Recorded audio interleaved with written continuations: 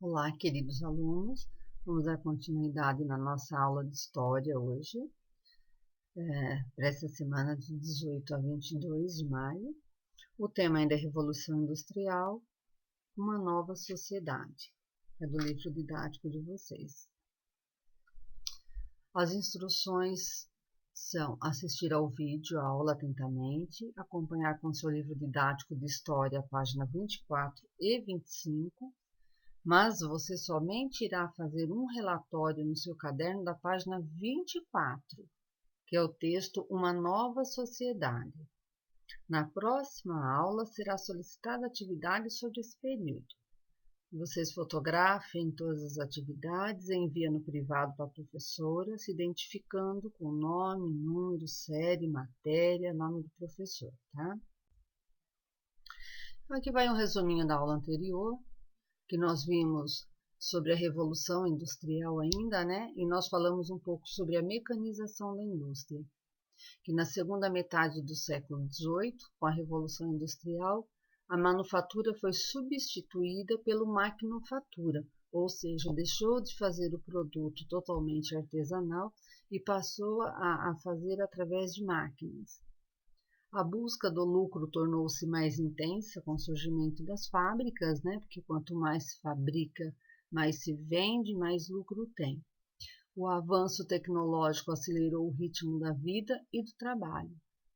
E o tempo passou a valer dinheiro, né? Isso faz parte da Revolução Industrial.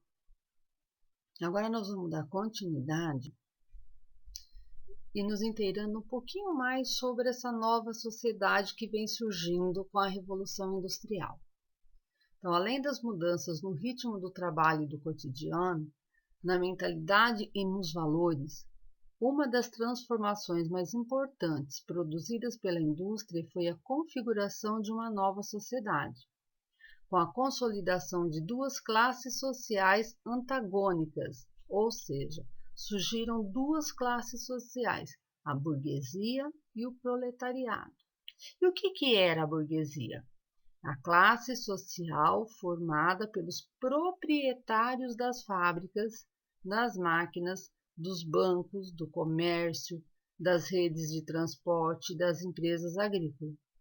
O termo burguesia tem origem em Burgo, aglomerado urbano da Idade Média, cujos habitantes se dedicavam ao comércio e ao artesanato.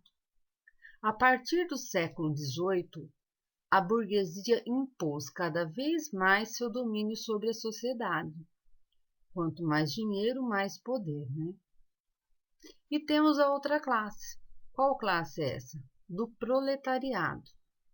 E o que é essa classe do proletariado? É a classe social composta do operariado, que vive do salário que recebe. Ele vai lá, ele trabalha e ele recebe pelo trabalho que ele elaborou. Como não tem meios para sobreviver por conta própria, o proletariado vende sua força de trabalho para o patrão em troca de um salário. O salário, porém, paga apenas uma parte do tempo de trabalho do operário nas fábricas.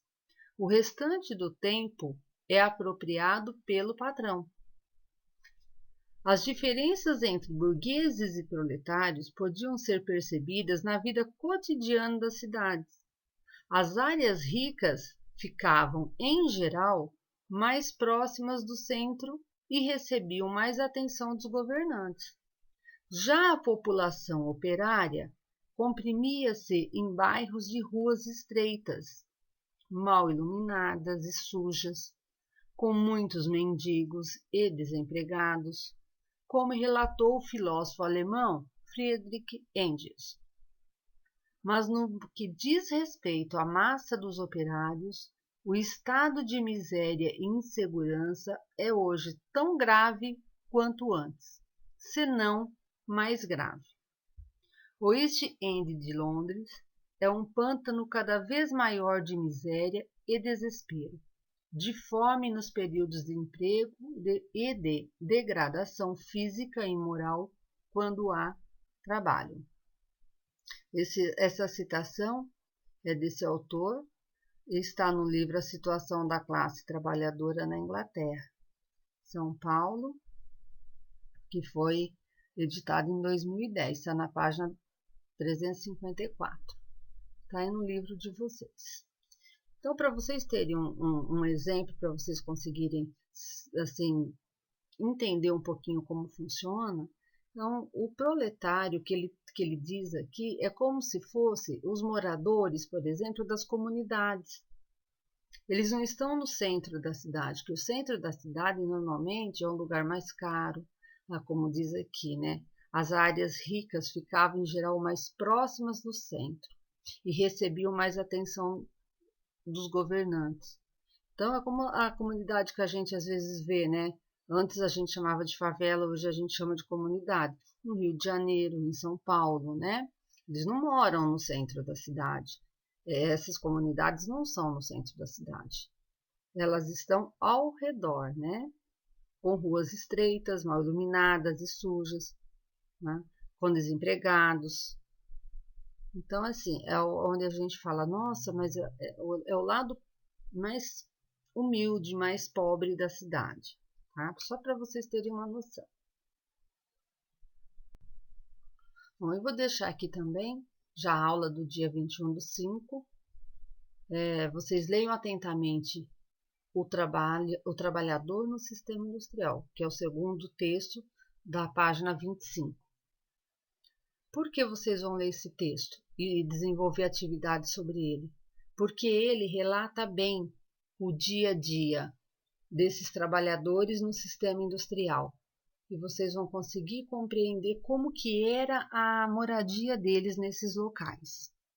Então, vocês vão desenvolver as atividades, vocês vão escrever sempre a pergunta primeiro a pergunta primeiro e responde logo abaixo, tá? Na matéria de história.